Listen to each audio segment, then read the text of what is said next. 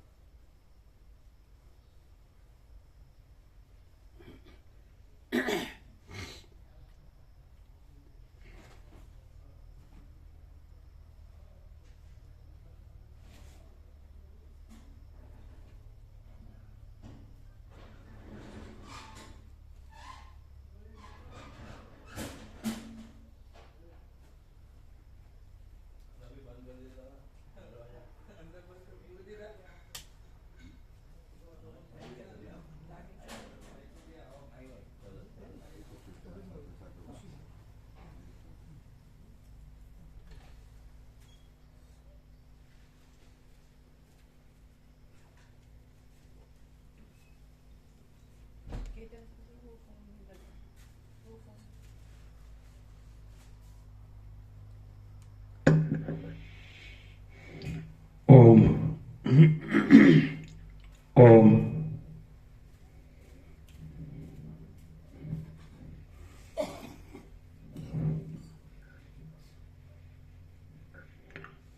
ઓમ ઓમ ઓમ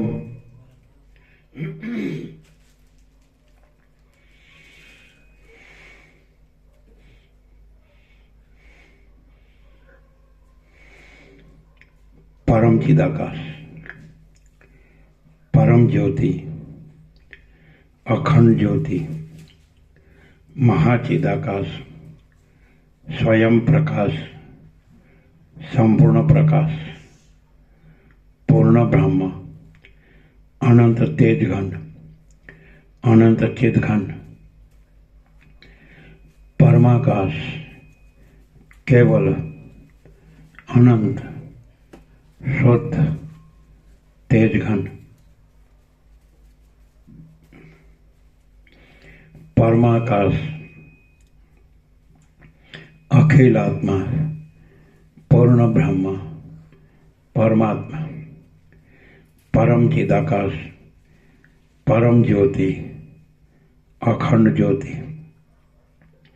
अनंत, पूर्ण, परम चिदाकाश, परम शांति, स्वयं सिद्ध, स्वयं प्रकाश, स्वयं पूर्ण, स्वस्वरूप, यही सब कुछ है, इसके सिवा कुछ नहीं है।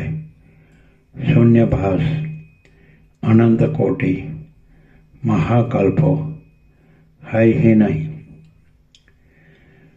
महाचिदाकाश, स्वयं प्रकाश, संपूर्ण प्रकाश, મહાચિદાકાશ જ્યોતિ, અનંત, અખંડ, અભેદ, મહાચિદાકાશ જ્યોતિ, મહાતત્વ, મહાસામાન્ય, મહાચિદાકાશ, સ્વસંવેદ્ય, સહજ નિર્વિકલ્પ, મહાચિદાકાશ, પરમ કૈવલ્ય, પરમ શાંતિ,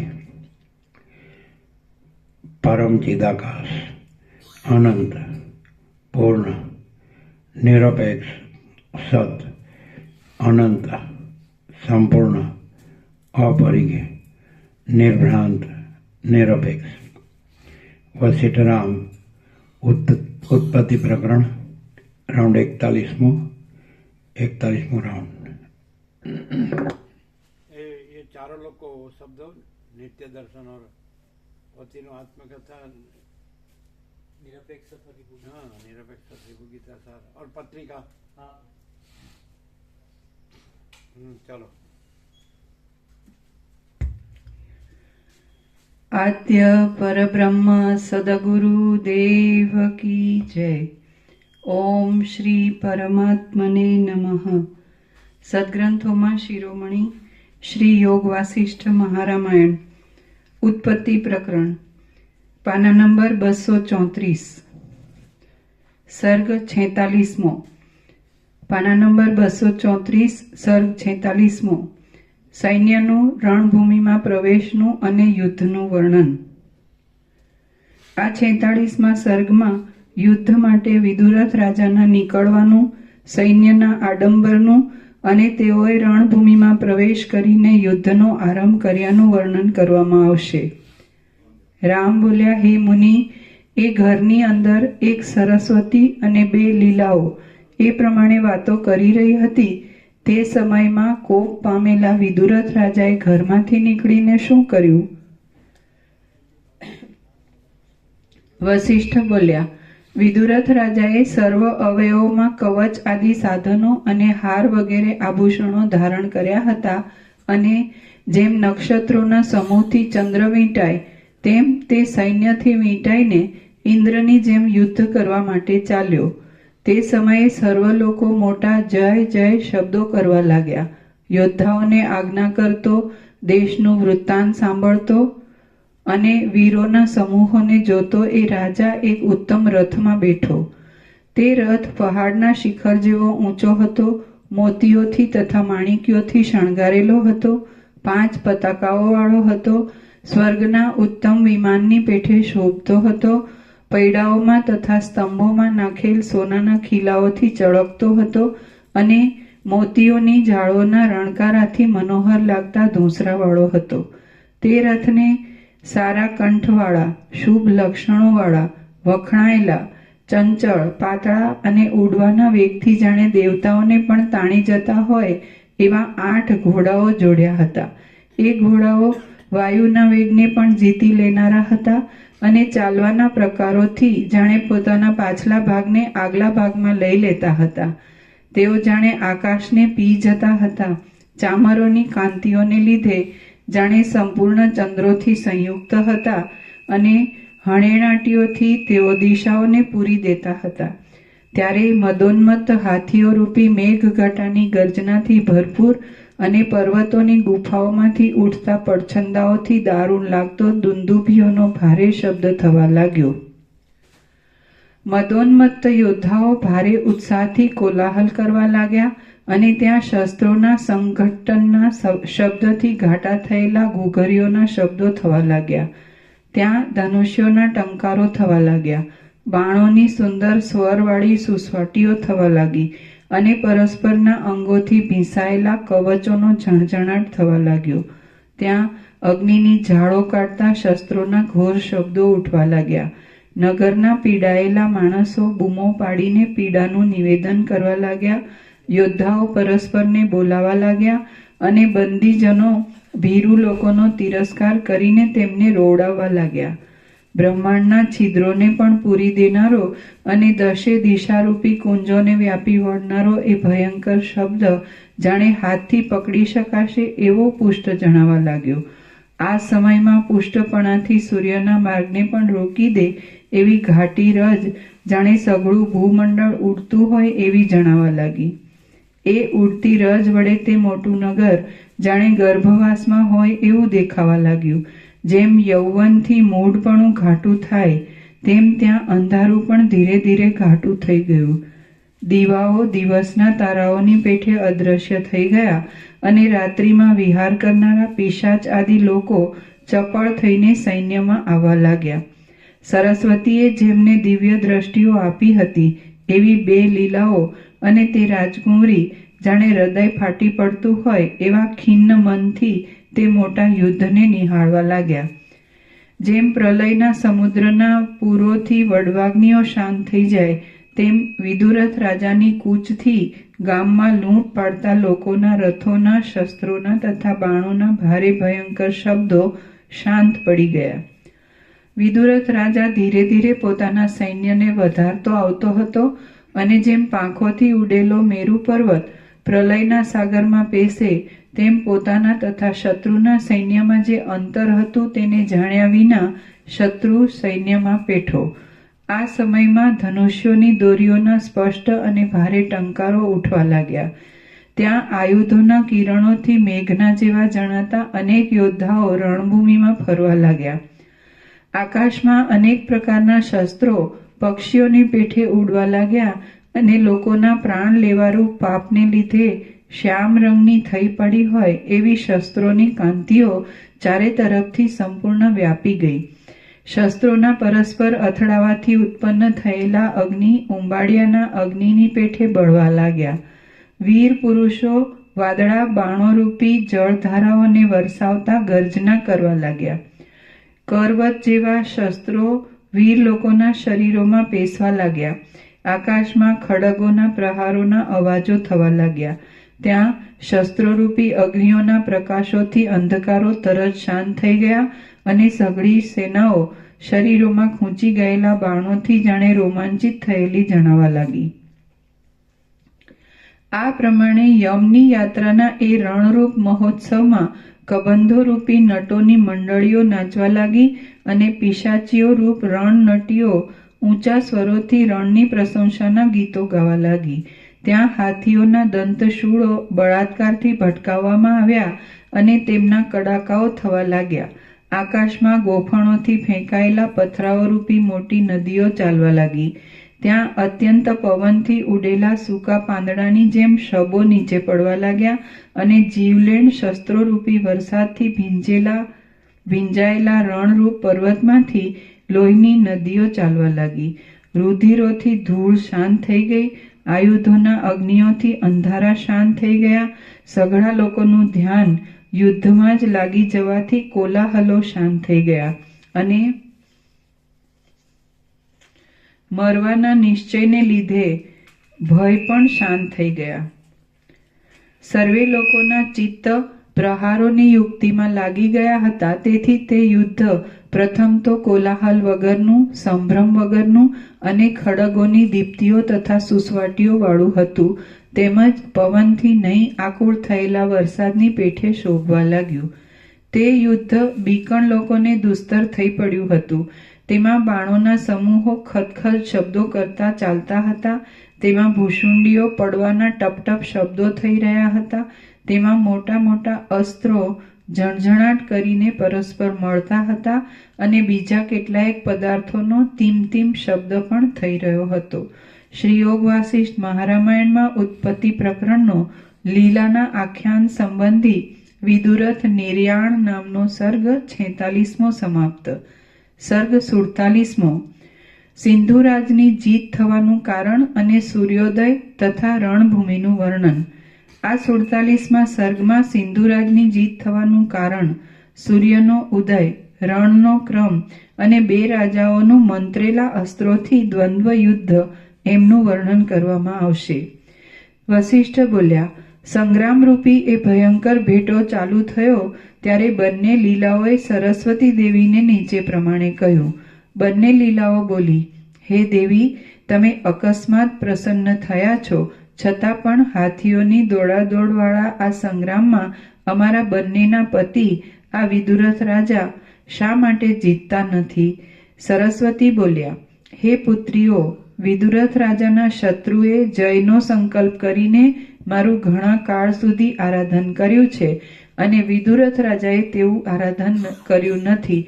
આથી શત્રુ જીતે છે અને વિદુરથ રાજા હારતો જાય છે. હું પ્રાણીઓના મનની અંદર રહેનારી ચૈતન્ય શક્તિ છું. માટે જે માણસ મને જ્યારે અને જે રીતે પ્રેરે છે તે માણસને ત્યારે અને તે રીતે હું ફળ આપું છું. હું પ્રાણીઓના મનની અંદર રહેનારી ચૈતન્ય શક્તિ છું. માટે જે માણસ મને જ્યારે અને જે રીતે પ્રેરે છે તે માણસને ત્યારે અને તે રીતે હું ફળ આપું છું. એટલે તેવી રીતનો વિવર્ત પામીને તે પ્રમાણે દેખાઉં છું. જેમ ઉષ્ણપણું અગ્નિનો સ્વભાવ છે તેમ એવી રીતના વિવર્ત પામવાનો મારો સ્વભાવ જ છે. હે બાળાઓ, આ વિદુરથ રાજાએ મુક્ત જ થવું એવો સંકલ્પ કરીને મારી ભાવના કરી હતી. માટે એ રાજા મુક્ત જ થશે. આના શત્રુ સિંધુરાજે સંગ્રામમાં જયનો સંકલ્પ કરીને મારું પૂજન કર્યું હતું. આથી હે સુંદરીઓ, આ વિદુરથ રાજા તે દેહને પ્રાપ્ત થઈને તમારી બંને સાથે કાળે કરીને મુક્ત થશે અને એનો શત્રુ આ સિંધુરાજ એને મારીને જય મેળવશે અને પૃથ્વી પર રાજ્ય કરશે. વસિષ્ઠ બોલ્યા, આ પ્રમાણે સરસ્વતી બોલતા હતા અને બંને સૈન્યો યુદ્ધ કરતા હતા.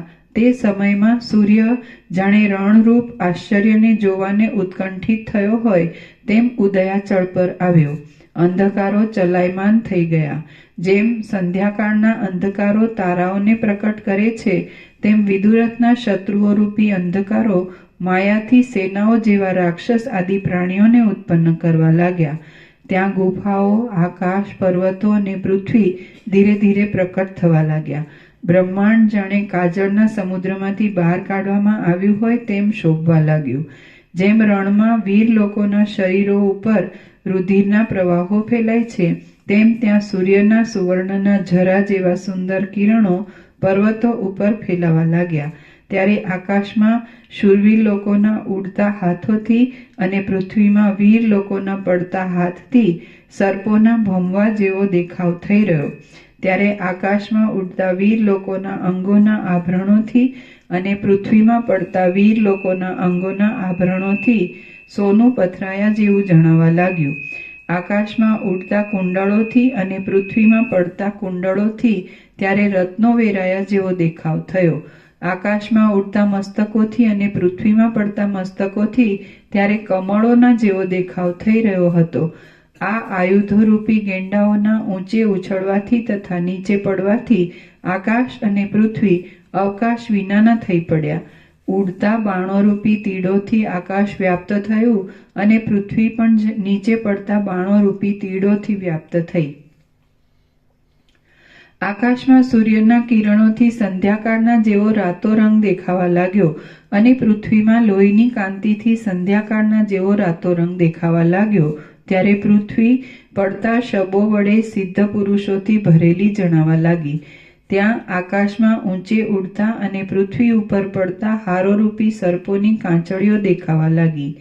ત્યાં આકાશમાં ઉડતી અને પૃથ્વીમાં પડતી પતાકાઓથી જાણે આકાશ અને પૃથ્વીમાં લતાઓ પથરાઈ ગઈ હોય એમ દેખાવા લાગ્યું.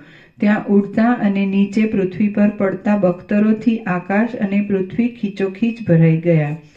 આકાશમાં ઉડતી અને પછી પૃથ્વી પર પડતી સાથળોથી ત્યાં તોરણો ઉડતા હોય એવો દેખાવ થયો.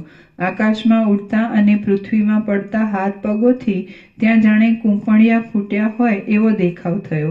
ઉડતા શસ્ત્રોના કિરણોથી આકાશમાં અને પડતા શસ્ત્રોના કિરણોથી પૃથ્વીમાં લીલા ખડવાળા પ્રદેશના જેવી શ્યામતા દેખાવા લાગી. ઉડતા બાણોથી આકાશમાં અને પડતા બાણોથી પૃથ્વીમાં જાણે કાસડાનું વન હોય એવો દેખાવ થયો. ઉડતા શસ્ત્રોના સમૂહોથી અને પડતા શસ્ત્રોના સમૂહોથી જાણે પૃથ્વીમાં કેવડાનો સમૂહ થયો હોય એવો દેખાવ થયો. આકાશ અને પૃથ્વી આયુધોરૂપ માળાઓથી વ્યાપ્ત થઈ ગયા હતા. તેથી તેઓ ઉન્મત્ત જેવા ભયંકર જણાવા લાગ્યા.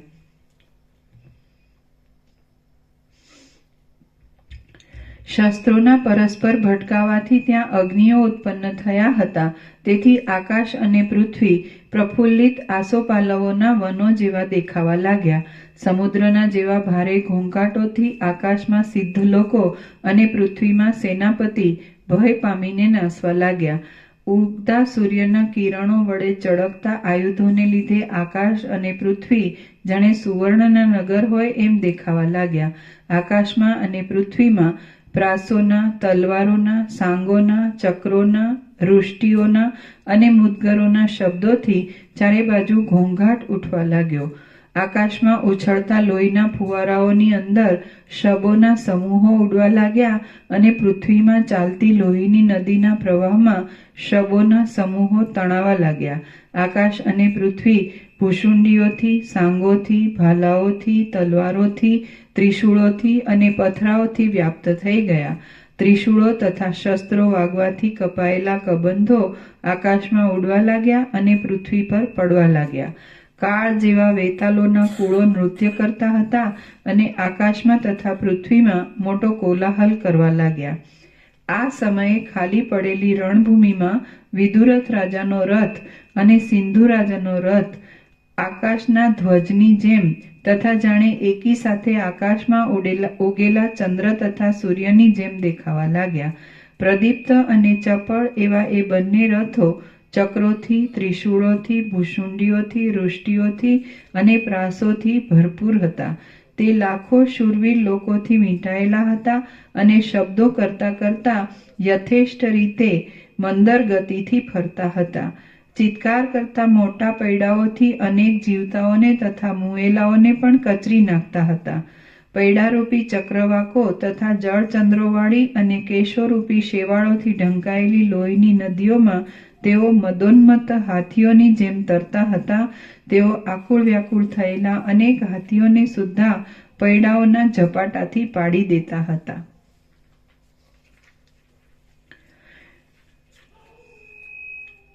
શબ્દ કરતા ધૂસરાઓમાં સાંભળતા મણિયોના અને મોતીઓના શબ્દોથી સંભળાતા.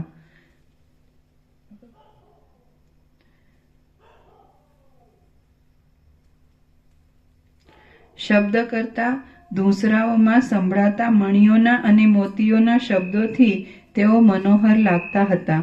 યુદ્ધમાં શોભતા ભાલાઓની, બાણોની, ધનુષોની, સાંગોની, પ્રાસોની, શંકુઓની અને ચક્રોની ધારાઓને શત્રુઓના શરીરોમાં ભોંકી દેતા અને જેમની પછવાડે ચાલનારા યોદ્ધાઓ ભય પામતા હતા એવા ઘણા ઘણા મહાશૂરવીર લોકો એ રથોની પછવાડે ચાલતા હતા. બંને રથોની પતાકાઓના છેડાઓ વાયુના ઝપાટાથી પટપટ શબ્દ કરતા ફરકી રહ્યા હતા. બાણોરૂપી જળધારાઓના સમૂહોના શબ્દોથી તથા પ્રાસ આદિ શસ્ત્રોરૂપી કરાઓના શબ્દોથી એ બંને રથો પરસ્પર ગર્જના કરતા સમુદ્રની જેમ તથા મદોન્મત્ત મેઘની જેમ ગર્જના કરતા હતા. હવે એ બંને રથો જરાવાર પૃથ્વીના કુંડળ સરખા મંડળમાં ફરીને યુદ્ધમાં એકબીજાની સામે ભેટ્યા. પ્રહાર કરતા એ બંને પૃથ્વીપતિઓના બાણો આકાશમાં ફેલાવા લાગ્યા. તેમાં કેટલાયક બાણો પથરાના તથા મૂષણના જેવા આકારવાળા હતા, કેટલાયક તલવારના જેવા મોઢાવાળા હતા અને કેટલાયક મુદ્ગરોના જેવા મોઢાવાળા હતા.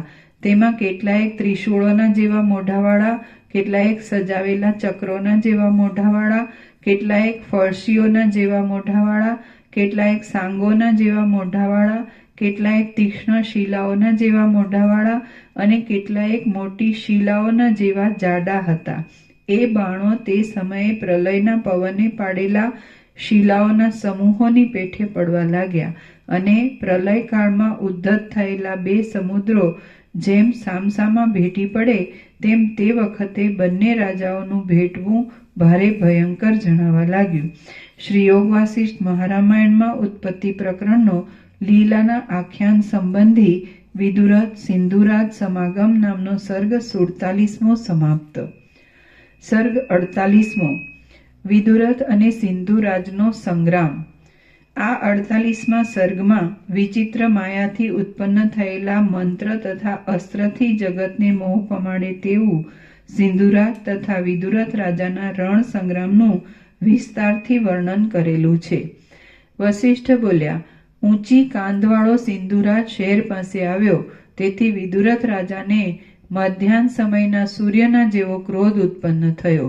આથી કલ્પના અંત સમયના પવનથી જુદો પડેલો મેરુ જે પ્રમાણે પર્વતના શિખરને ધારણ કરે તે પ્રમાણે તેણે ઘણીવાર સુધી દિશાને ગજાવી મૂકે તેવું ધનુષ ધારણ કર્યું.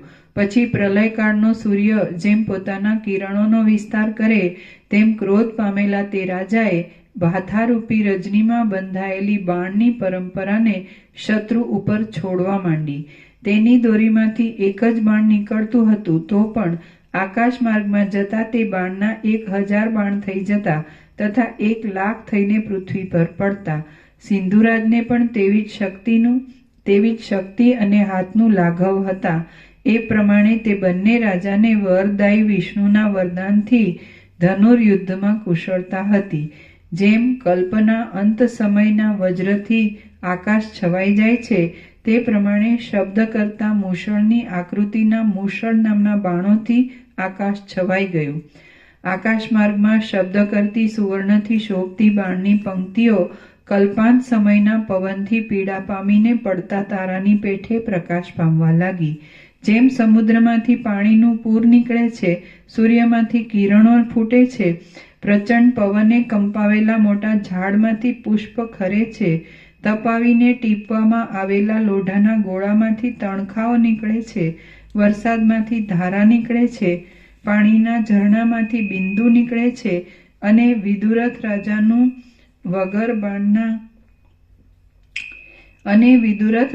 નગર બળતા જેમ તેમાંથી પ્રકાશિત તણખા ઉડે છે, તેમ વિદુરથ રાજા તરફથી શત્રુ ઉપર એકદમ બાણનો વરસાદ પડવા લાગ્યો. એ વેળા બંને સૈન્યમાંથી ઉત્પન્ન થતા ચટાચટ શબ્દને સાંભળનાર બંને સૈન્યના મનુષ્યો શાંત પડેલા સમુદ્રની જેમ મૌન થઈ ગયા. ઘૂઘવાટી કરતું વેગવાળું બાણનું પૂર જાણે ગંગા નદીનું પૂર હોય તેમ યુદ્ધમાં સિંધુરાજ તરફ આકાશ માર્ગે ચાલવા લાગ્યું. ત્યાં ચળકતા સોનાના બાણની વૃષ્ટિ એકદમ ધનુષ્યરૂપી મેઘમાંથી સુસવાટા ભેર નીકળવા લાગી. આ પ્રમાણે બાણરૂપી નદીના પૂર સિંધુરાજ તરફ ચાલ્યા જતા હતા તે નગરમાં રહેલી લીલાદેવીએ ગોખમાંથી જોયું. તે બાણના સમૂહથી પોતાના પતિનો જય થશે એમ ધારીને તેનું મુખ કમળ આનંદથી પ્રફુલ્લિત થયું અને તે આ પ્રમાણે બોલી, હે દેવી, જય જય! આ મારા પતિનો જય થાય છે તે જુઓ. આ બાણના સમૂહથી તો મેરુ પર્વતનો પણ ચૂરો થઈ જાય. આ પ્રમાણે તે બંને દેવીઓ ઘાટા સ્નેહના શબ્દથી આકુળ થાય તેવી રીતે માનુષી વાત કરતા હતા અને જોવામાં વ્યગ્ર થઈને હાસ્ય કરતા હતા. તેવામાં જેમ જહન્નુ ઋષિએ ગંગા નદીનું પાન કર્યું હતું તેમ તે સિંધુરાજ રૂપી વડવાનળ પોતાના બાણની ઉષ્મારૂપ અગસ્ત્ય ઋષિ દ્વારા વિદુરથ રાજાના બાણરૂપી મદોન્મત્ત સમુદ્રનું પાન કરી ગયો. નીચે ટાંચ છે. અગસ્ત્ય ઋષિ દરિયો પી ગયા તથા જહન્નુ ઋષિ ગંગા નદીને પી ગયા એ કથા પુરાણમાં પ્રસિદ્ધ છે.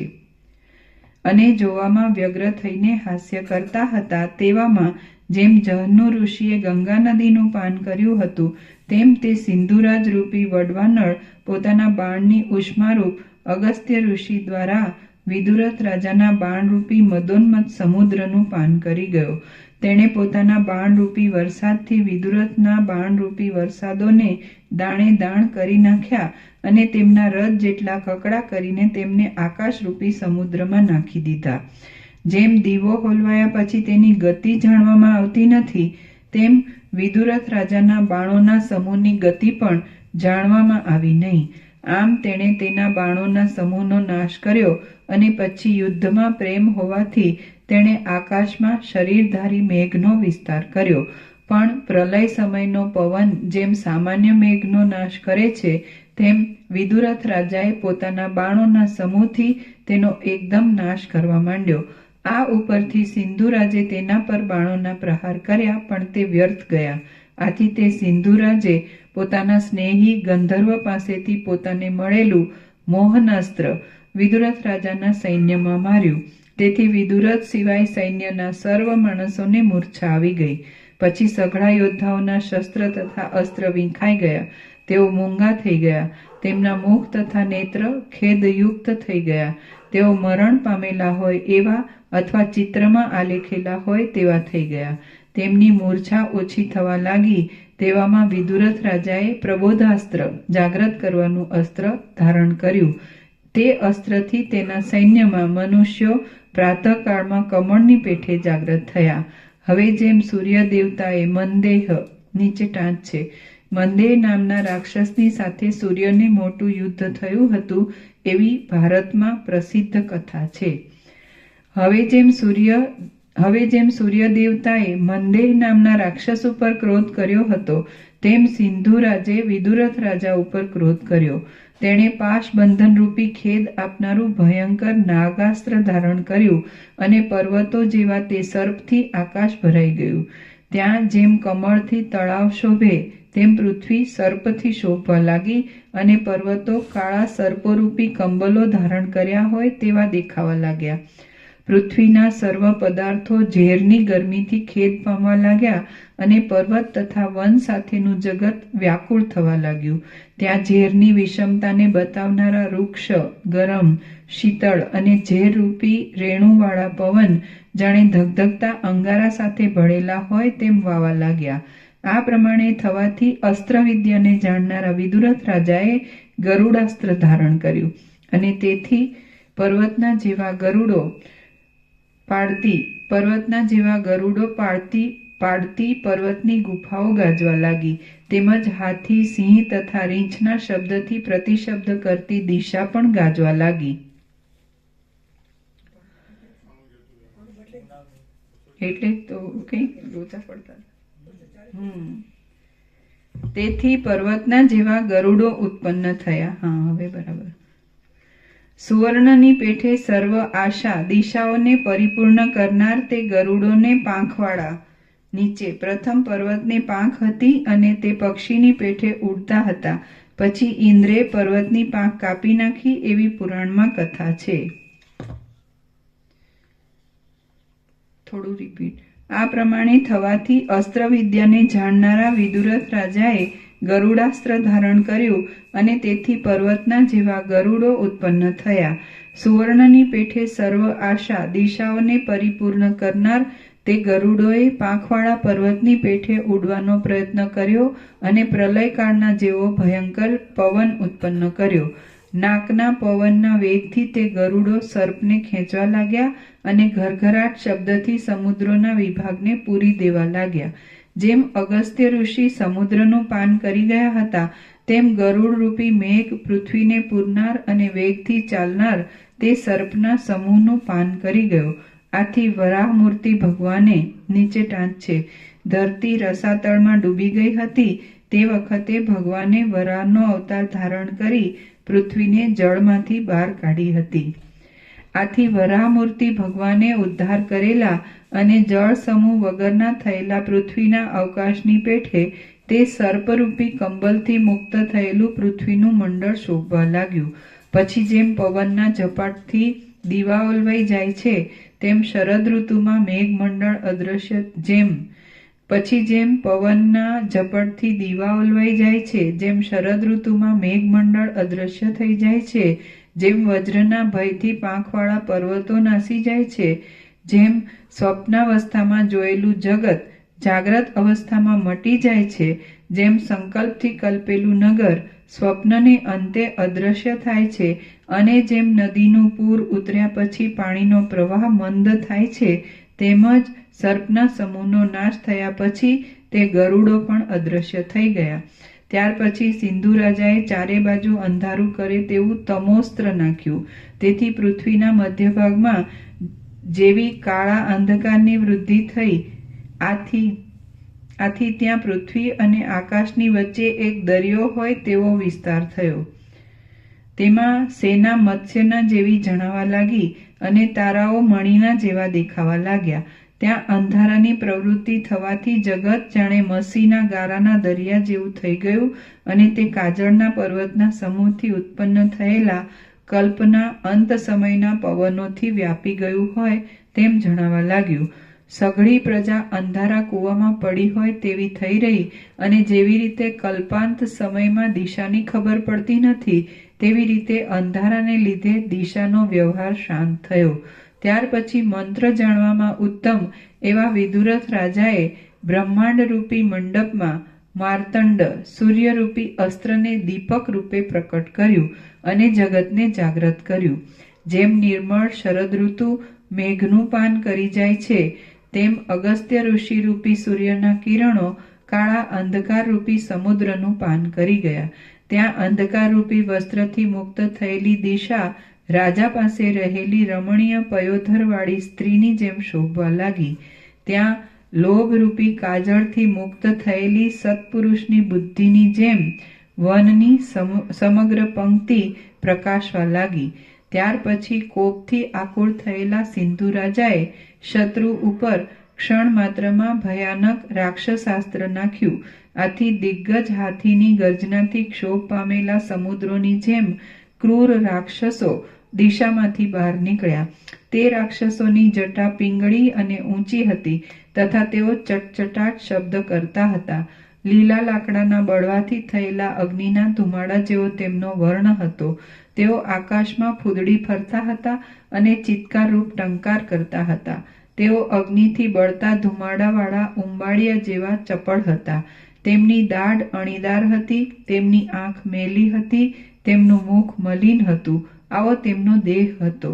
એ દેહમાં ખરાબ ખાબોચિયાના કાંઠાની પેઠે રૂંવાડા રૂપી શેવાળનો સમૂહ વળગ્યો હતો. જટારૂપી જાળના સમૂહો વડે તે રાક્ષસો વીજળીવાળા જળ ભર્યા મેઘ જેવા જણાતા હતા. તેઓ જાણે જગતને ગળી જવા ઉત્પન્ન થયા હોય તેમ ગર્જના કરતા હતા અને દોડતા હતા.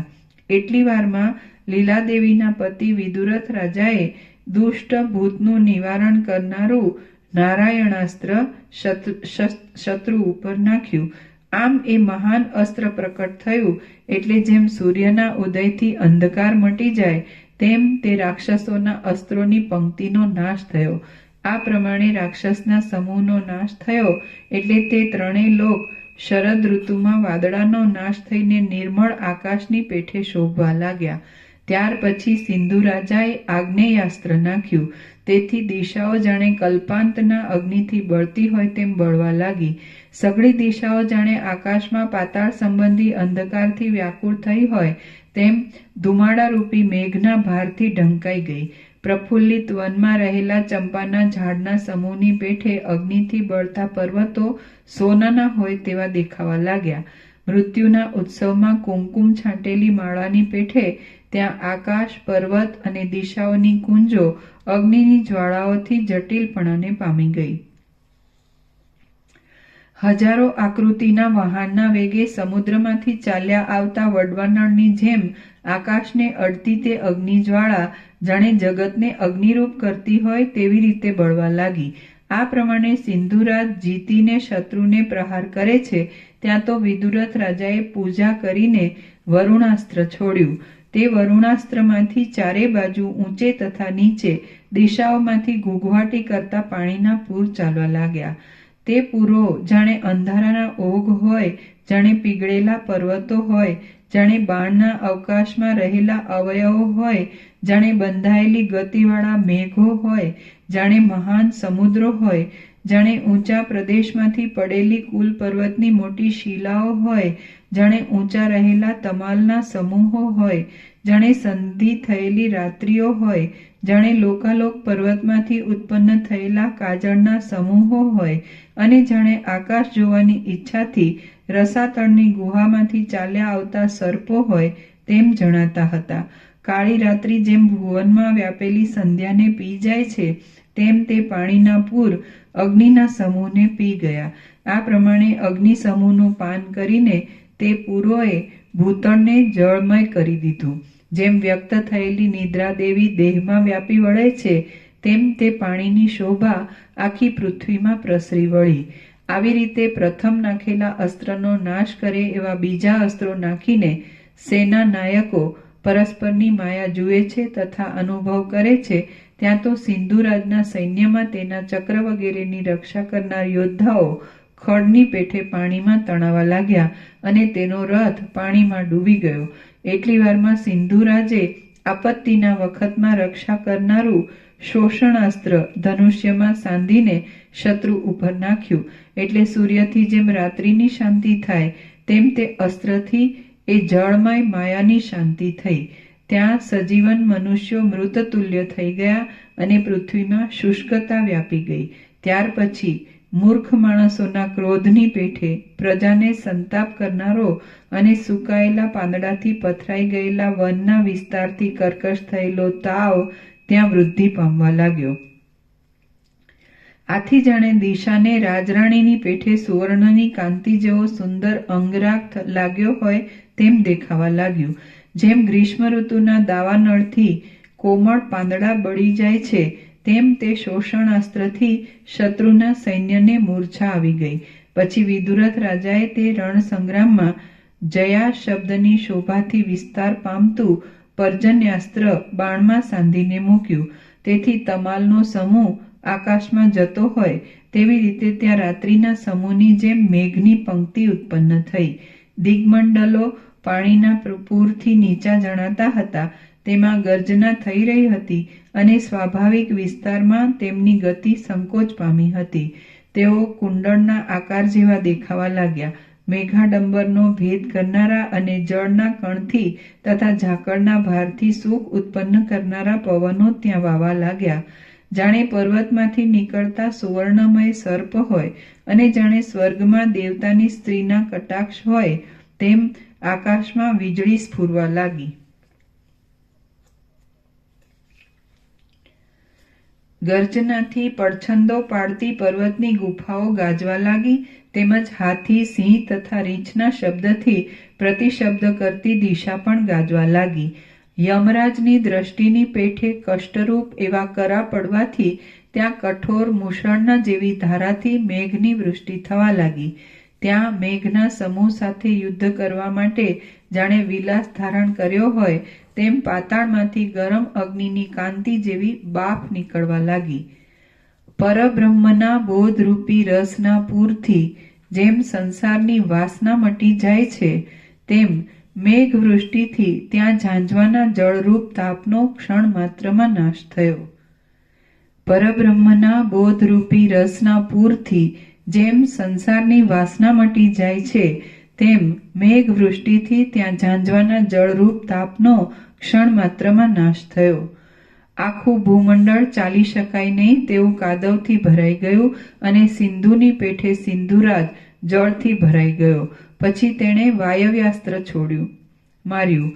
તે કલ્પના અંત સમયે મદોન્મત્ત થઈને નૃત્ય કરતા તથા ભીષણ ગર્જના કરતા ભૈરવ જેવું હતું. તેણે આકાશરૂપી કોતરને પૂરું પૂરી દીધું. વળી તેથી દિશાઓમાં વજ્રના પડવાથી અંગને પીડા કરનારા, શિલાના કટકાને કાપનારા, પ્રલયના સમયની સૂચના કરનારા અને યોદ્ધાની સામે મનોહર ટંકાર કરનારા પવન વાવા લાગ્યા. શ્રી યોગ વાસિષ્ઠ મહારામાયણમાં ઉત્પત્તિ પ્રકરણનો લીલાના આખ્યાન સંબંધી આયુધ વર્ણન નામનો સર્ગ 48મો સમાપ્ત. સર્ગ 49મો. પર્વતાસ્ત્ર, વજ્રાસ્ત્ર, બ્રહ્માસ્ત્ર તથા પિશાચાસ્ત્રનું વર્ણન. આ સર્ગમાં પર્વતાસ્ત્ર, વજ્રાસ્ત્ર, બ્રહ્માસ્ત્ર તથા પિશાચના ચરિત્રથી યુક્ત પિશાચાસ્ત્રનું વર્ણન કરેલું છે. વશિષ્ઠ બોલ્યા, પછી ત્યાં ઝાકળને મટાડનાર, વનના પાંદડાને વિખેરનાર, વૃક્ષના સમૂહોને હલાવનાર અને રજને સત્પુરુષના મસ્તકના ઘરેણા રૂપ કરનાર પવન વાવા લાગ્યા. તે પવનોને પરિણામે વૃક્ષોના સમૂહો પક્ષીઓની જેમ ડોલવા લાગ્યા. મોટા મોટા યોદ્ધાઓ પડી પડીને ઉઠવા લાગ્યા અને આકાશની ભીંતને ભેદનારી અટ્ટાલિકાઓ ભાંગીને ભૂખો થઈ ગઈ.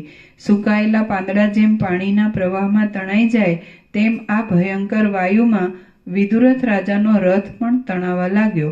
મહાન અસ્ત્રવેત્તા વિદુરથ રાજાએ આ સમયે શત્રુ ઉપર પર્વતાસ્ત્ર છોડ્યું. એ અસ્ત્ર જાણે મેઘના જળ સાથે આકાશને પણ ઝપટમાં લેવા તૈયાર થયું હોય એવું જણાતું હતું. જેમ ચૈતન્યની શાંતિથી વિરાટ પ્રાણની શાંતિ થાય તેમ તે પર્વતાસ્ત્રથી વાયુની શાંતિ થઈ.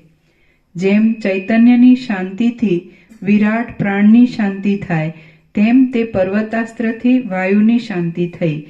અનેક પ્રકારના મનુષ્યોના શબ્દના સમૂહમાં જેમ કાગડાની પંક્તિઓ પડે તેમ અંતરિક્ષમાં રહેલી વૃક્ષની પંક્તિઓ પૃથ્વી પર પડી. નગર, ગામડા તથા લતાની નિરર્થક શબ્દોની પેઠે ત્યાં દિશાઓમાં નિશ્વાસના શબ્દો, લોટવાન શબ્દો તથા ભયંકર યોદ્ધાઓના શબ્દો શાંત થયા. જેમ સમુદ્ર પોતાના વિશે ચોતરફથી પડતા મૈનાક આદિ પર્વતોને જુએ તેમ સિંધુરાજ પણ આકાશમાંથી પાંદડાની પેઠે પડતા પર્વતોને જોઈ રહ્યો. પછી તેણે વજ્રાસ્ત્ર નાખ્યું, એટલે અગ્નિ જેવી રીતે ઈંધણનો નાશ કરે તેવી રીતે પ્રકાશ પામતા તે વજ્રાસ્ત્રે પર્વતરૂપી અંધકારનો નાશ કર્યો. તે વજ્રના અગ્રભાગરૂપી ચાંચથી પર્વતના શિખરો કપાવા લાગ્યા અને ઉગ્ર પવનથી વૃક્ષ ઉપરથી જેમ ફળ પડે તેવી રીતે તે પડવા લાગ્યા. ત્યાર પછી વિદુરથ રાજાએ વજ્રાસ્ત્રની શાંતિને માટે બ્રહ્માસ્ત્ર નાખ્યું, એટલે બ્રહ્માસ્ત્ર તથા વજ્રાસ્ત્ર તે બંને એકી વખતે શાંત થયા. રાત્રિ જેવી રીતે અંધકાર નાખે તેવી રીતે સિંધુરાજે પિશાચાસ્ત્ર નાખ્યું. તેથી અત્યંત ભયજનક એવી પિશાચોની પંક્તિ પેદા થઈ. સંધ્યા સમયે જેમ દિવસ શ્યામ થાય છે તેમ ભયથી તે દિવસ પણ શ્યામ થઈ ગયો અને અંધકારના ભારની પેઠે પિશાચો પૃથ્વીમાં આવવા લાગ્યા. તે પિશાચો બળી ગયેલા સ્તંભના જેવા, ઊંચા તાડના જેવા વિલાસવાળા, મોટા આકારવાળા તથા હાથથી પહોંચાય નહીં તેવા હતા. તેમના કેશ ઊંચા હતા ને તેઓ અંગે દુબળા હતા. તેઓ મોટી દાઢીવાળા હતા અને ગામડામાં રહેનાર માણસની પેઠે કાળા હતા.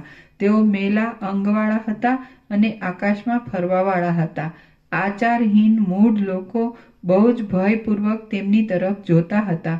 તેમના હાથમાં હાડકાં વગેરે અપવિત્ર પદાર્થો હતા.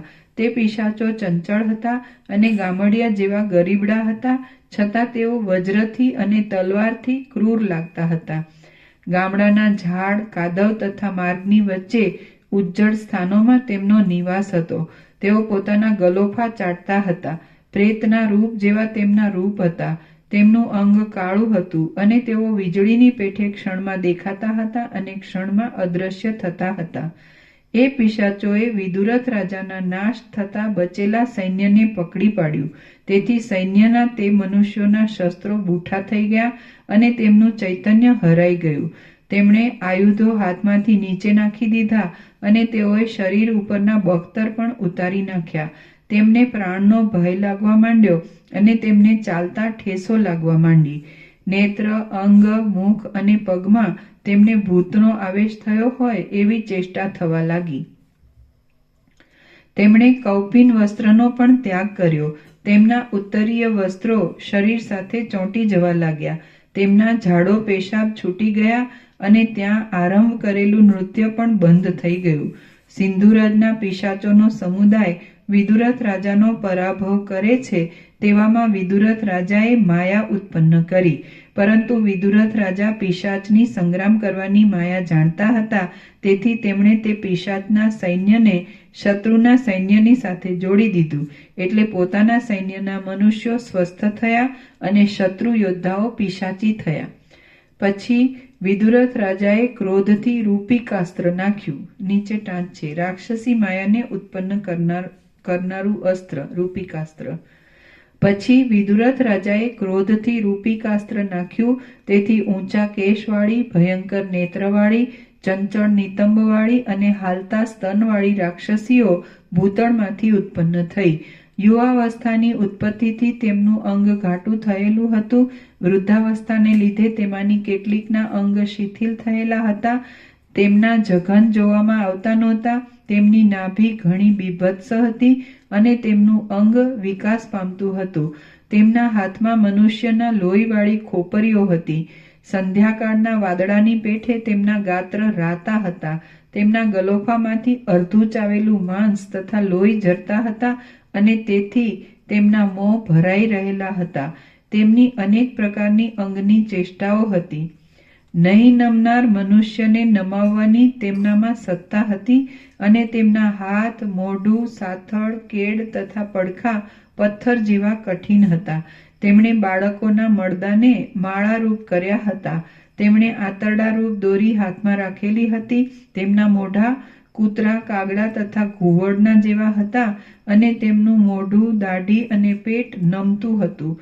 દુષ્કર્મ કરનાર જેવી રીતે બાળકને ગ્રહણ કરે એવી રીતે તે રાક્ષસીઓએ પિશાચને પતિ રૂપે ગ્રહણ કર્યા. તેથી પિશાચો અને રૂપિકાઓનું સૈન્ય એકતા પામી ગયું.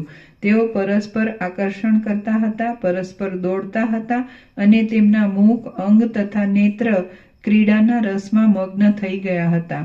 તેઓ પોતાની મોટી જીભને બહાર લપલપાવતા હતા અને એમ તેઓ પોતાના મુખને અનેક વિકારો ઉપજાવતા હતા.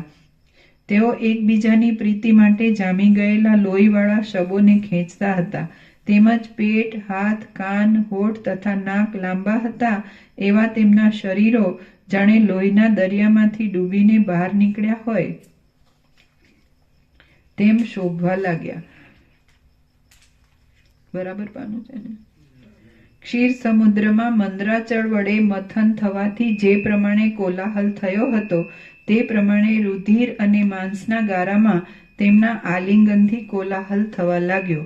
જે પ્રમાણે વિદુરથ રાજાએ સિંધુ રાજા ઉપર માયાનો સંચાર કર્યો તે જ પ્રમાણે સિંધુ રાજાએ પણ વિદુરથ રાજા ઉપર માયાનો સંચાર કર્યો. પછી સિંધુ રાજાએ વેતાલાસ્ત્ર નાખ્યું.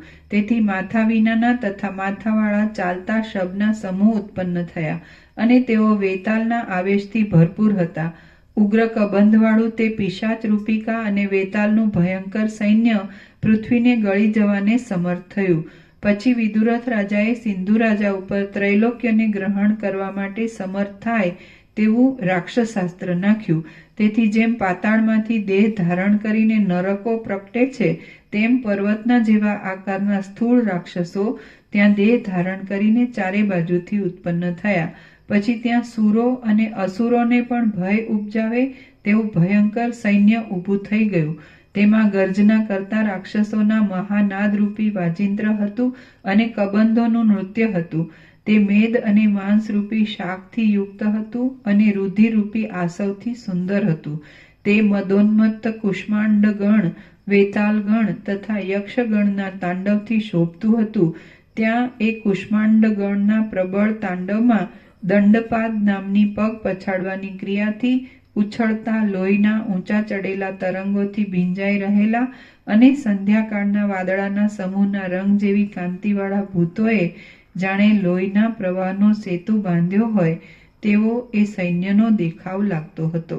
શ્રી યોગ વાસિષ્ઠ મહારામાયણમાં ઉત્પત્તિ પ્રકરણનો લીલાના આખ્યાન સંબંધી પિશાચ વર્ણન નામનો સર્ગ 49મો સમાપ્ત.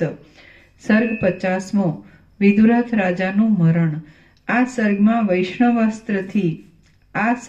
વૈષ્ણવાસ્ત્રથી બંને રાજાએ યુદ્ધ કર્યું તથા વિદુરથ રાજાનું મરણ થયું એ વાત કહેવામાં આવશે. વસિષ્ઠ બોલ્યા, આ પ્રમાણે ઘોર યુદ્ધ ચાલતું હતું તે સમયે સર્વ શત્રુનો નાશ કરી પોતાના સૈન્યને પિશાચ આદિથી થતી પીડાની શાંતિ કરવા માટે સ્મરણ શક્તિવાળા, અંતકાળના સમયે ઉચિત પ્રતિભાવાળા તથા ધીરજવાળા સિંધુ રાજાએ ઉદારપણાથી કાળ રુદ્રની પેઠે સંહાર કરનારું વૈષ્ણવાસ્ત્ર નાખ્યું. તે પછી સિંધુ રાજાએ વૈષ્ણવાસ્ત્રથી અભિમંત્રણ કર્યું એટલે તે બાણના ફળના અગ્રભાગમાંથી તેજસ્વી ચક્રોની પંક્તિઓ નીકળવા માંડી. તેથી દિશાઓના તટોમાં સેંકડો સૂર્યો ઉગ્યા હોય તેવી શોભા જામી રહી અને ચાલી આવતી ગદાથી હજારો વાંસથી ભરપૂર હોય એવું આકાશ થઈ રહ્યું.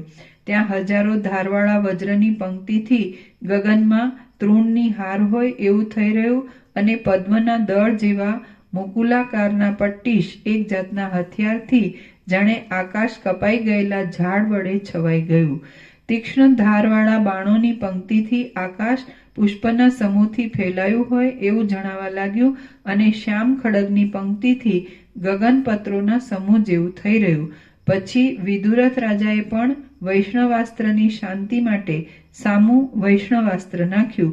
એટલે તેમાંથી પણ સિંધુ રાજાના શસ્ત્રને કાપી નાખે તેવા બાણ, સાંગ, ગદા, પ્રાસ અને પટ્ટીશની પાણીમય નદી ચાલી નીકળી.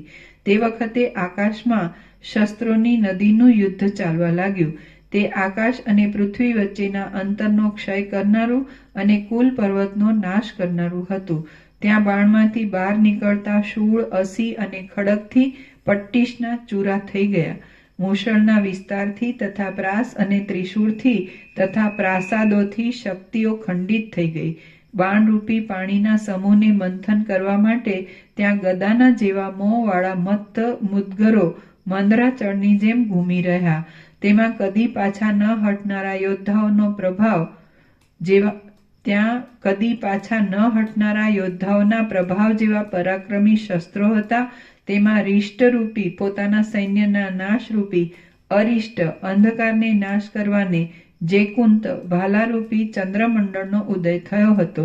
ત્યાં પ્રાસના વિસ્તારરૂપી યમરાજા મનુષ્યનો નાશ કરવા આવ્યા હોય એમ જણાતું હતું. ત્યાં ચક્રોથી ઊંચે ઉછળતા અસ્ત્રો ટોચાઈ જતા હતા. સર્વ આયુધોનો ક્ષય થતો હતો. શબ્દોથી બ્રહ્માંડો ફાટી ભૂકો થઈ જતા હતા અને કુલાચલો પછડાઈને ભાગી જતા હતા. વળી વિશ્વામિત્રને તથા મારે યુદ્ધ થયું તે વખતે મારા અસ્ત્રનું નિવારણ કરવા માટે જેમ તેણે શસ્ત્ર નાખ્યું હતું તેમ બંનેના અસ્ત્રો સામસામે યુદ્ધ કરતા હતા અને તે અસ્ત્રોની ધારથી શસ્ત્રોના સમૂહો કપાઈ જતા હતા. વળી તેમાં શસ્ત્રથી પણ ન કપાય એવા પર્વતો પણ રહ્યા હતા. શંકુની શંકાવાળા તથા સુસવાટી કરતા ત્રિશૂળ તથા હજારો શિલાઓ તેમાં ઉછળતા હતા. ભૂષુંડી નામના હથિયારથી જીતાયેલા ઉત્તમ ભિંદીપાલ નામના હથિયારના તેમાં મંડળ દીપી નીકળ્યા હતા. મહાદેવજીના ત્રિશૂળની કાંતિવાળા શૂળથી કુંઠિત ગતિવાળા તથા બહાર નીકળતા તરત કપાઈ જવાથી વિષમ ગતિના શત્રુનો નાશ કરે તેવા શસ્ત્રોનો તેમાં સંચાર જોવામાં આવતો હતો. તેમાં ઉત્પન્ન થતા ચટચટાટ શબ્દથી ગંગાજીનો વેગ રોકાઈ ગયો હતો. જેમાં ખડગ તથા હથિયારના ચૂર્ણના સંભારથી મહાધૂમના જેવો ચંદરવો બંધાયો હતો એવું તે બંને રાજાના અસ્ત્રનું યુદ્ધ થવા લાગ્યું. તેની અંદર એકબીજાના શસ્ત્રના સમૂહથી વીજળીના જેવી શોભા જણાવા લાગી હતી. તેમાં મોટા શબ્દ સાથે બ્રહ્માંડ ફાટી જતા હતા અને તે સાથે કુલાચલો પણ ભેદાઈ જતા હતા. પરસ્પર યુદ્ધ કરતા વૈષ્ણવાસ્ત્રોની ધારાથી શસ્ત્રોનો સમૂહ કપાઈ જતો હતો. આવા યુદ્ધમાં વિદુરથ રાજા પર્વતની પેઠે સ્થિર થઈને જળની પેઠે મારા અસ્ત્રયુદ્ધની પેઠે અસ્ત્રોને કેવળ રોકતો કાળક્ષેપ કરતો ઊભો રહ્યો. તેનાથી સિંધુ રાજા વિદુરથ રાજાનું મારી પાસે કેટલું બળ છે એવી રીતે તેની નિંદા કરતો ઊભો રહ્યો. તેવામાં વિદુરથ રાજાએ શત્રુ ઉપર વજ્રના જેવો શબ્દ કરતું આગ્નેયાસ્ત્ર નાખ્યું. એટલે સુકાયેલા ખડની જેમ સિંધુ રાજાનો રથ બળી ગયો. તેટલી વારમાં હથિયારથી છવાઈ ગયેલા આકાશમાં વર્ષા ઋતુના મેઘ જેવો વિદુરથ રાજા તથા વર્ષા ઋતુના મેઘથી પૂર આવેલી નદી જેવો સિંધુ રાજા એ બંને રાજાના વૈષ્ણવાસ્ત્રો થોડીવાર સુધી ઘણું દારૂણ યુદ્ધ કરીને શાંત થઈ ગયા.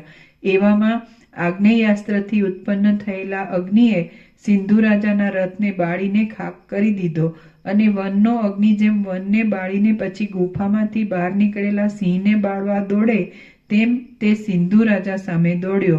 ત્યારે સિંધુ રાજાએ વારુણાસ્ત્રથી તે અગ્નિની શાંતિ કરી. રથનો ત્યાગ કરી પૃથ્વી પર ઉતરેલા તે રાજાએ ઢાલ તલવાર ધારણ કર્યા અને ક્ષણ માત્રમાં તેણે શત્રુના ઘોડાની ખરી કમળોની જેમ કાપી નાખી. આથી રથ રહિત થયેલા વિદુરથ રાજાએ પણ ઢાલ તલવાર ધારણ કર્યા. આ પ્રમાણે સમાન આયુધ તથા સમાન ઉત્સાહવાળા તે બંને રાજાઓ યુદ્ધ કરતા મંડળાકાર ફરવા લાગ્યા. એકબીજાને પ્રહાર કરતા તે બંને રાજાના ખડગ કરવતના જેવા થઈ ગયા. આમ તે બંને સૈન્યો યમરાજાના બે દાંતની જેમ પ્રજાને ચાવતા હતા. તેવામાં વિદુરથ રાજાએ ખડગને ફેંકી દઈ શત્રુ ઉપર શક્તિ સાંગનો ઘા કર્યો. તે શક્તિ પ્રલયના ઉત્પાતને સૂચવનારા સમુદ્રના જેવો ઘૂઘવાટ કરતી હતી અને અપ્રિય પતિને ન ઈચ્છતી સ્ત્રીની જેમ તે સિંધુ રાજાના વક્ષસ્થળ ઉપર એક ધારી આવીને પડી. તે શક્તિના પ્રહારથી સિંધુ રાજાનું મરણ ન થયું, પણ જેમ હાથીને મદ ઝરે તેમ તે સિંધુરાજને રુધિર વહેવા લાગ્યું. પછી ચંદ્રના ઉદયથી જેમ અંધકારનો નાશ થાય તેમ તે સૈન્યનો નાશ થયેલો જોઈને અત્યંત આનંદ પામેલી તે દેશની લીલા પૂર્વની લીલાદેવીને કહેવા લાગી, હે દેવી, આપણા પતિરૂપ નૃસિંહ દેવે શક્તિરૂપી નખથી ઊંચી કાંધવાળું સિંધુ રાજારૂપી હિરણ્યકશિપુ દૈત્યનો નાશ કર્યો છે. તેની છાતી કચરાઈ ગઈ છે અને તળાવની પાસે રહેલા હાથીની સૂંઢમાંથી ફૂટકારનું પાણી નીકળે તેમ તેમાંથી સળસળ કરતું લોહી ચાલ્યું જાય છે. હાય હાય, આ સોનાના મેરુ શિખર જેવો રથ લાવવામાં આવ્યો છે અને મેઘરાજાની જેમ આ સિંધુરાજ તેમાં બેસવા તત્પર થયો છે. હે દેવી, જુઓ તો ખરા, જેમ અર્જુનના બાણથી નિવાત કવચના સોનાના નગરનો નાશ થયો તેમ મુદગરથી એ રાજાનો રથ ચૂરે ચૂરા થઈ ગયો છે. આ મારા પતિ પણ આવેલા રથમાં બેસવાને તત્પર થયા છે. હાય, ઇન્દ્ર દેવતા જેમ વજ્ર ઉપર દ્રષ્ટિ કરે તેમ સિંધુ રાજાએ મૂષળ ઉપર દ્રષ્ટિ કરી. ત્યાં મારા પતિએ મૂષળધારી સિંધુ રાજા ઉપર વેગથી દોટ મૂકી. પછી તે સિંધુ રાજાને છેતરીને એ રમત માત્રમાં ચપળતાભેર રથમાં બેસી ગયા. પણ એવામાં હાય, સિંધુ રાજા આર્યપુત્રના રથ ઉપર વેગપૂર્વક ચડી આવ્યો. ત્યારે તે રથ શેવાળથી લીલા થયેલા પાણીના ખાબોચિયામાં ઉભેલા અને શિખર ભાગે પૃથ્વીવાળા ઉન્મત્ત વૃક્ષ જેવો લાગતો હતો. આમ ચડી આવીને તે વિદુરથને બાણ વર્ષાથી પીડવા લાગ્યો. તેણે તેમના ધજા, રથ, ઘોડા, સારથી, બાણ અને કવચ કાપી નાખ્યા અને તેમના સર્વ અંગો ભાંગી નાખીને તેમને આકુળ કરી દીધા. અરે, આ સિંધુ રાજા વજ્ર સમાન બાણો મૂકીને વિદુરથ રાજાના પથરા જેવા દ્રઢ અને ઘાટા માથાને ભેદી નાખે છે અને તેને પૃથ્વી ઉપર પછાડી નાખે છે. આ જુઓ, આર્યપુત્રને માંડ માંડ ચૈતન્ય આવે છે અને તે લાવવામાં આવેલા બીજા રથમાં જેમ તેમ બેસવા જાય છે. ત્યાં તો હાય હાય, પેલા સિંધુએ તલવારને ઝાટકે તેમના ખભાને ઉડાડી મૂક્યો છે. આ જુઓ, તેમાંથી પદ્મરાગના પર્વતમાંથી જેમ રાતી કાંતિનો પ્રવાહ પડે તેમ લોહી પડે છે. હાય હાય, જેવી રીતે કોઈ કરવતથી ઝાડ કાપી નાખે તેવી રીતે સિંધુ રાજાએ ખડગની ધારાથી મારા પતિની જાંઘ કાપી નાખી. અરે રે, હું હણાઈ ચૂકી, બળી ગઈ, મરી ગઈ, આ મારો સત્યાનાશ થયો. અરે, મારા પતિના બંને ઢીંચણ પણ મૃણાલની પેઠે કપાઈ ગયા. એ પ્રમાણે બોલ્યા પછી તે દ્રશ્ય જોઈને પતિ પરના સ્નેહને લીધે ભયથી આતુર થયેલી તે લીલાદેવી ફરસીથી કપાઈ ગયેલી લતાની જેમ મૂર્છિત થઈને પૃથ્વી ઉપર પડી ગઈ. બીજી તરફ ઢીંચણ વિનાનો થયેલો છતાં શત્રુઓ ઉપર પ્રહાર કરતો વિદુરથ રાજા પણ મૂળ કપાઈ ગયેલા ઝાડની જેમ રથ પરથી પૃથ્વી ઉપર પડી ગયો. તે જેવો નીચે પડ્યો કે તરત જ સારથી તેને રથની સાથે જ રણભૂમિમાંથી લઈને નાઠો. એટલે ઉદ્ધત સિંધુ રાજા તેની પાછળ દોડ્યો અને તેના કંઠમાં ખડગનો ઘા કર્યો. તેથી તેનું અર્ધું ગળું કપાઈ ગયું. તે પછી સૂર્યના કિરણો જેમ પદ્મમાં પ્રવેશ કરે તેમ તે સિંધુ રાજાએ રથ સહિત વિદુરથના રાજમહેલમાં પ્રવેશ કર્યો. પણ ઉન્મત્ત મગતરું જેમ અગ્નિની જ્વાળામાં પ્રવેશ ન કરી શકે તેમ વિદુરથ રાજાના સરસ્વતીના પ્રભાવવાળા ઘરમાં તે પ્રવેશ કરી શક્યો નહીં. વિદુરથ રાજાનું ગળું કપાઈ જવાથી તે છિદ્રમાંથી વાયુ સહિત લોહીની ધારા નીકળવા લાગી હતી અને તે રુધિરથી તેનું શરીર, કવચ તથા વસ્ત્ર ભીંજાઈ ગયા હતા. સારથીએ તે રાજાને રથમાંથી નીચે ઉતારીને ભગવતી સરસ્વતીની પાસે મરણ પથારીએ સુવાડ્યો. સિંધુ રાજા તો તેના ઘરમાં પ્રવેશ કરી શક્યો નહીં, તેથી તે ત્યાંથી પાછો વળ્યો. સર્ગ 50મો સમાપ્ત. ઓમ ઓમ ઓમ. પાના નંબર 246 પૂર્ણ થયું. 247 કાલે પ્રસાદ આપી દીધો.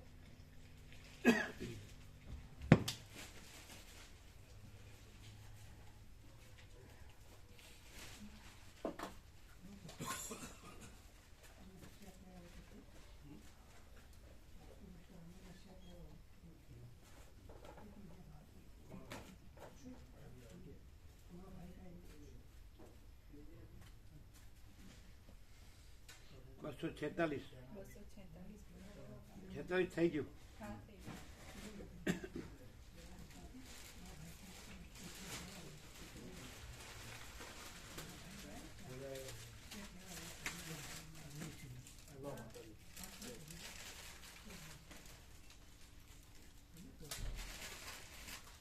પ્રભુ આ નવા ભાવિકોને યોગવાસીસ મહારાજ એ તો વાંચતા હોય તો વાંચતા ન હોય ને પછી પડી રહે. અભ્યાસ ન હોય ને તો પડી રહે.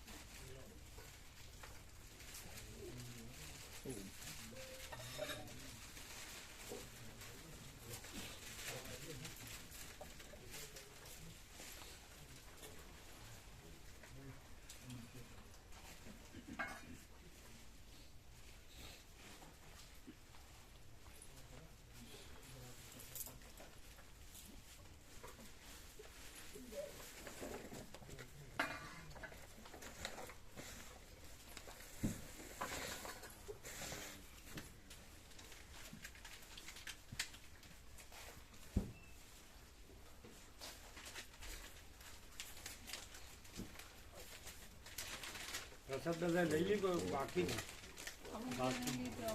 બધા બાકી બધાને આપજો. બનાવે છે ને ફૂલ થઈ ગયું બરોબર બધું વ્યવસ્થિત. પછી વ્યાજ વગર શું કરશો? હશે ને હે શું?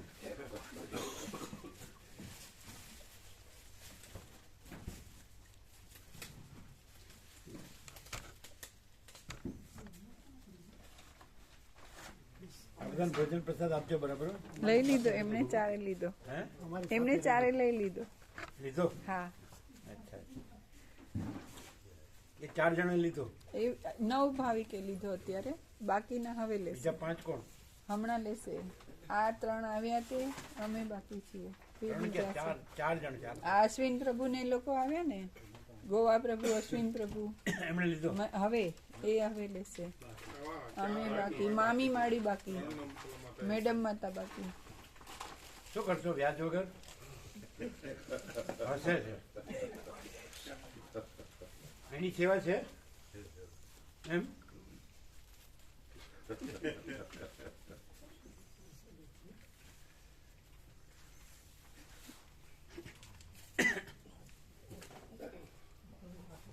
એ 4 જે આવ્યા એમણે તો લીધો ને? તમે લીધો? હા, 9 ભાવિકે લીધો. અહીંથી થોડા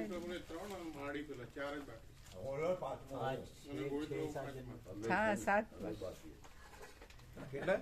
આ 3 આવ્યા ને, ગોવા પ્રભુ ને લોકો, પછી મેડમ માતા, મામી માડી, દીના માતાજી. તમે આપ બાકી? हाँ उन्होंने लिया. તમે લીધો? અમે બાકી, મેડમ માતા બાકી, મામી માડી બાકી. કુલ કેટલા? અને 3 આ લોકો આવ્યા. 3 6 અને 7 બાકી. 7. હવે અમે રજા લઈએ છીએ. અમારી સાથે નિરંતર રહેજો પ્રભુ. હમણાં અહીં છો ત્યાં સુધી નજીક જ છે.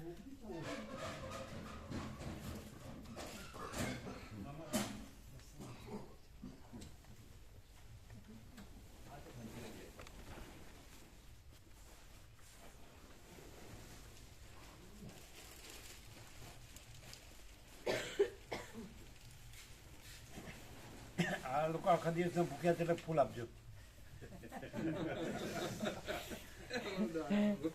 જો ખાડો પડી ગયો છે.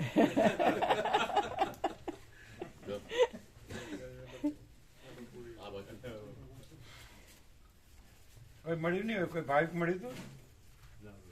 કોઈ નહીં. ચાલો હરિઓમ પ્રભુ હરિઓમ.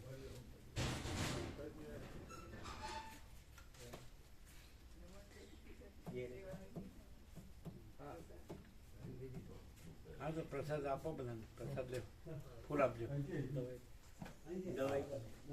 फिर ये भी ले लेने का, ये भी डांटने का सब.